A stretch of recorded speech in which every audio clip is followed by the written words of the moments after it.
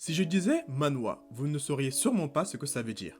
Ou alors, vous avez vu ma vidéo sur les mangas, les manhwas et les manhwa, et vous savez donc ici je parle de bande dessinée coréenne et chinoise. Je vous conseille vivement donc d'aller regarder cette vidéo pour plus d'informations, mais pour résumer rapidement, les manhwa ou les manhwa, comme dit plus tôt, désignent des bandes dessinées coréennes et chinoises et qui se distinguent des homologues japonais par le fait qu'ils sont en couleur et qu'ils sont dessinés pour être lus de façon verticale et non horizontale. Il faut savoir que les manhwas sont souvent, mais pas toujours, des adaptations dessinées du light novel, qui est l'histoire sous forme de texte comme un roman. Il y a encore quelques années, les manhwas et les manhwa étaient méconnus du grand public, mais aussi au sein de la communauté otaku. À partir des années 2010, quelques rares exceptions pouvaient apparaître ici et là, comme Noblesse et The Breaker. Mais le vrai boom des manhwas a été vers 2018 où la communauté otaku a enfin pu avoir beaucoup plus de pépites, telles que The Tower of God, Rest Storm, Lookism, The Boxer et bien connu Solo Leveling. Et aujourd'hui, on commence même à avoir des adaptations animées de ces derniers manhwas, comme The God of High School, qui pour ceux comme moi qui l'ont lu, a été une grande déception, The Tower of God qui était correct, et évidemment Solo Leveling qui a été une réussite à mes yeux. Il y a aussi A Return on Magic Should Be Special, que je n'ai pas encore regardé, mais s'il est fidèle au manhwa, il devrait être très bon. La saison 2 de Solo Leveling ayant été déjà annoncée, je pense que les studios d'animation commencent à se rendre compte du potentiel que les manhwas et les manhwa possèdent. Alors si vous ne voulez pas attendre que des pépites soient gâchées par certains studios plus intéressés par l'argent et moins par la fidélité à l'œuvre originale, je vous conseille vivement que vous vous mettez à lire dès aujourd'hui. Mais que regarder, c'est un océan dans lequel je vous demande de plonger sans préparation. Alors je vais vous donner ici quelques manhwas et manhwa que j'ai beaucoup aimés. Alors faudra pas oublier que ici je vais donner mon avis objectif et donc personnel, ok? Vous allez sûrement avoir différents types de manhwas que vous allez aimer et qui seront différents des miens, mais ici je donne mon avis personnel à moi.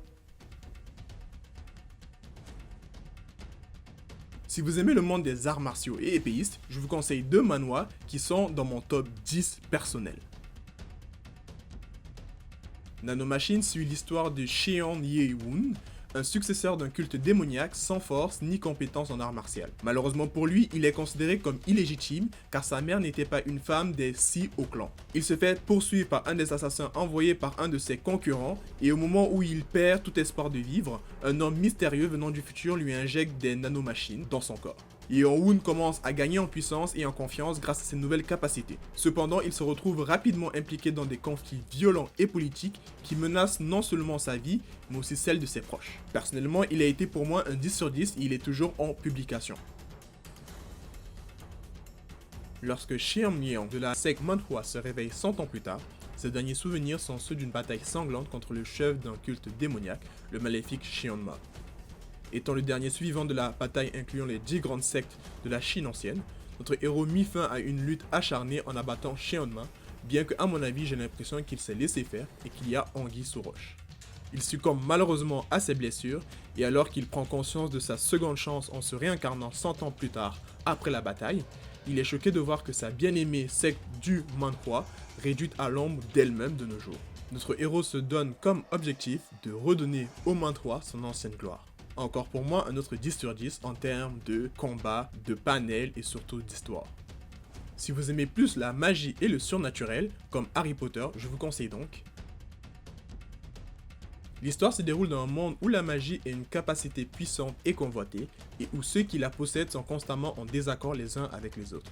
Gio est un orphelin, il découvre qu'il a la capacité d'utiliser la magie et est accueilli dans un groupe de mages qui lui apprennent à contrôler et à utiliser ses pouvoirs. À mesure que Gio devient plus puissant, il commence à découvrir des secrets sur le passé du monde des mages, et se rend compte que les conflits entre les mages ne sont peut-être pas aussi simples qu'il y paraît. Alors pour moi personnellement c'était une très belle découverte aussi. Je l'ai lu il y a à peu près quelques mois et il est aussi toujours en publication. Malheureusement ça fait un petit moment qu'il est en pause et donc j'attends que les chapitres sortent de plus en plus. Mais pour moi je vous conseille qu'il est vraiment bien, le héros est très attachant et les personnages sont assez drôles. Le personnage principal ici, Elric Melvinger, est l'unique héritier de la prestigieuse famille magique, également connue comme la famille des magiciens les plus forts. Mais dans une guerre contre le roi démon et son armée, il a perdu presque tous ses membres, mais ne laisse que le héros principal et sa grande sœur. Notre héros principal est talentueux, mais à cause d'une maladie, il ne peut pas utiliser la magie. Il va donc utiliser d'autres tactiques et une technique secrète ancienne afin de pouvoir retrouver des pouvoirs et de pouvoir redonner à sa famille le blason d'antan qu'elle avait. Encore une fois, c'est vraiment un autre manhwa que j'ai vraiment beaucoup aimé et qui est en publication toujours. Tous ceux que je vais vous donner sont toujours en publication et franchement, c'est vraiment une belle histoire. On est à la saison 2 présentement et je trouve ça très attachant. Alors, si comme moi vous êtes un peu sadique et aimez voir le héros prendre sa revanche de façon plus ou moins violente sur des personnages toujours autant détestables que Malchi dans l'anime Héros au bouclier, je vous conseille de regarder ceci.